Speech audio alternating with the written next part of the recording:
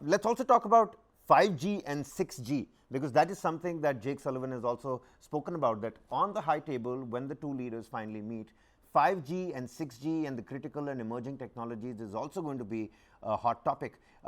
What might come out of that particular angle? What is being anticipated? Will we soon have 6G as well? I think we're heading to 7, 8, 9, and 10G also very, very quickly, the speed at which technologies are emerging. India needs that technology. India has the capability to absorb it, to adapt it, to make it affordable. The United States understands this, that give it to India. Now there's no need to reinvent the wheel. Otherwise, the Indians are quite capable of going and doing it on their own. They have the brain power to do it. Well, important thing, sir, is that these critical areas, new emerging areas, are being denied to that big bad bully on our northeast, but being shared with India. You remember when the Joe Biden administration passed a law that they would not share semiconductor technology with China and asked all American companies working there, American expatriates, to pack up and come back.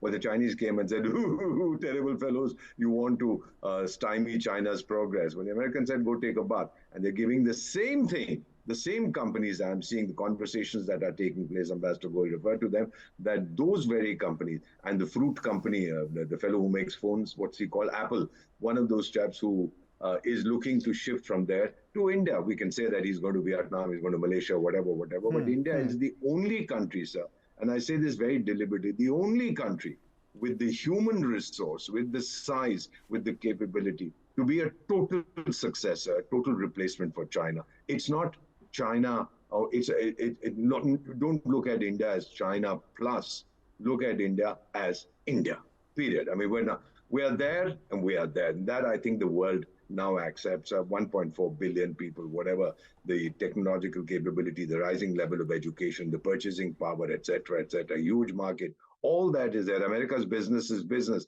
and India is open. Well, it seems like technical difficulties over there with every phone. Ambassador Vora. All right, I'm going to quickly bring in Ambassador Goel here as well. Ambassador Goel, very quickly and briefly, civil nuclear, deals, that's also something that is going to be focused upon as well. There is also, a huge grapevine that's doing the rounds. It says that the importance of nuclear power in mitigating dangers of climate change is going to be spoken about, building small and modular reactors in India to export them outside, and talks on focusing on clean energy. But why is that? Because this particular bilateral may inject life into the moribund nuclear deal that was unveiled during the 2005-2008 era. On the civil nuclear front, what's exciting? Let us hope that something happens on that front. Frankly speaking, because so much time has gone by, and in the case of the USA, as spoken by NSA himself earlier, it's not simply the question of willingness of the government. Most of the technology in this area is actually in the hands of the private industry, and therefore they have to realize that they can actually give the technology to India to its own benefit also. Now, coming to the modular nuclear reactor, see, the issues in the civil nuclear deal were not just technology, not just transfer of how to build a reactor, etc., but also the liability law that India wanted to use, and that was not acceptable to the American industry, because under the Indian liability law, anything that happens because of the technology imported from the USA, even if made by the Indian company, they would be liable, and they didn't want to accept that liability.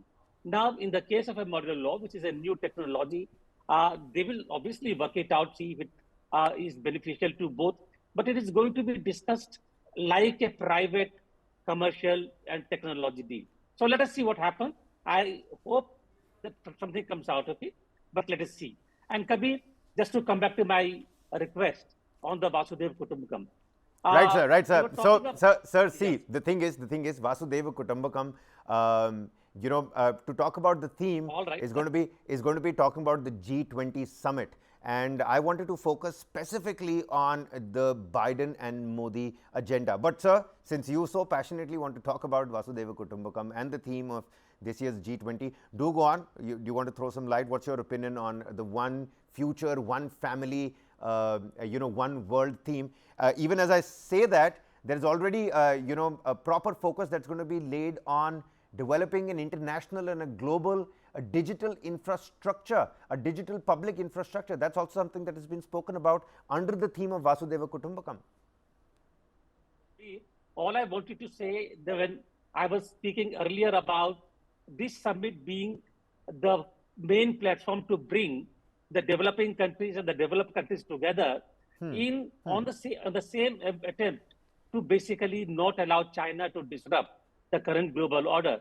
And in the same spirit, I want to say that using the theme of Vasudhaiva Kutumbakam was an approach which actually has injected life into this attempt. Why do you think China doesn't want Vasudhaiva Kutumbakam in the outcome document? They don't want it basically because this is going to question how China operates in the world. That's all.